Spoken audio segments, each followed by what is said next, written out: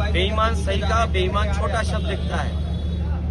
जो गंगा मैया के साथ धोखा दे सकता है, जो गंगा मैया के साथ इस तरह का व्यवहार कर सकता है, और हम लोगों ने तो जानबूझ करके कहा कि गंगा मैया केंद्र में आ जाएं। जिन्होंने ये कहा था कि हम गंगा मैया को साफ करेंगे, गंगा मैया ने हमें बुलाया है। अरबों खरबों रुपए किसकी जेब में चले गए।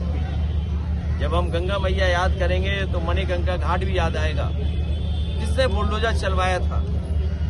माँ गंगा को याद करते हुए वो भी याद आएगा कि हमारी देवी, और जिन्होंने उस वाराणसी मणिकंका घाट को संरक्षण किया, बनवाया, वहां पे भगवान शिव की भी मूर्ति थी, उसे भी तोड़ दिया।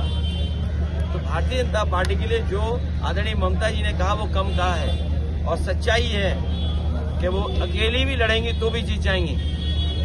वो अकेली लड़कर के भी सबका मुकाबला कर रही हैं। ये जो अधिकारियों का ट्रांसफर हो रहा है, बंगाल में सुना है कि बड़े पैमाने पर अधिकारियों को हटाया गया है।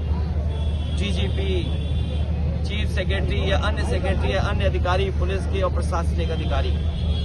लेकिन उत्तर प्रदेश में जब जब बीजेपी के समय पर चुनाव हुआ है, बीजेपी ने एक भी अधिकारी नहीं हटाया, और अधिकारियों ने चुनाव आयोग से मिलकर के बीजेपी के लोगों ने ऐसे अधिकारी सेट किए थे कि रिश्तेदारी आसपास बना रहे, रिश्तेदार के माध्यम से ही हम चुनाव जीत लें।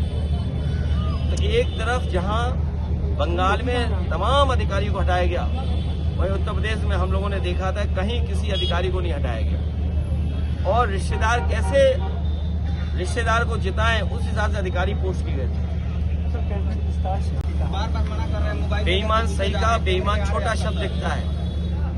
जो गंगा मैया के साथ धोखा दे सकता है, जो गंगा मैया के साथ इस तरह का व्यवहार कर सकता है, और हम लोगों ने तो जानबूझ करके कहा कि गंगा मैया केंद्र में आ जाएं।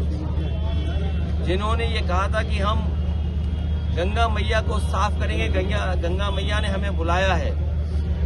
अरबों खरबों रुपए किसकी जेब में चले गए। जब हम गंगा मैया याद करेंगे तो मणिकंका घाट भी याद आएगा, जिसने बुलडोजर चलवाया था।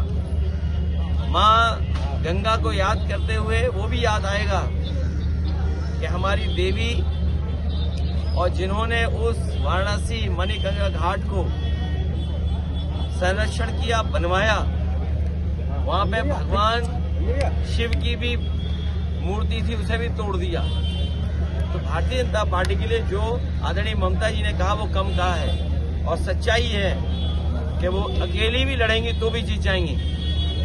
वो अकेली लड़कर के भी सबका मुकाबला कर रही हैं। ये जो अधिकारियों का ट्रांसफर हो रहा है, बंगाल में सुना है कि बड़े पैमाने पर अधिकारियों को हटाया गया है। डीजीपी, चीफ सेक्रेटरी या अन्य अधिकारी, पुलिस के और प्रशासनिक अधिकारी। लेकिन उत्तर प्रदेश में जब जब बीजेपी के समय पर चुनाव हुआ है, बीजेपी ने एक भी अधिकारी नहीं हटाया, और अधिकारियों ने चुनाव आयोग से मिलकर के बीजेपी के लोगों ने ऐसे अधिकारी सेट किए थे कि रिश्तेदारी आसपास बना रहे, रिश्तेदार के माध्यम से ही हम चुनाव जीत लें। तो एक तरफ जहां बंगाल में तमाम अधिकारियों को हटाया गया, वहीं उत्तर प्रदेश में हम लोगों ने देखा था कहीं किसी अधिकारी को नहीं हटाया गया। और रिश्तेदार को जिताएं, उस हिसाब से अधिकारी पोस्ट किए गए थे।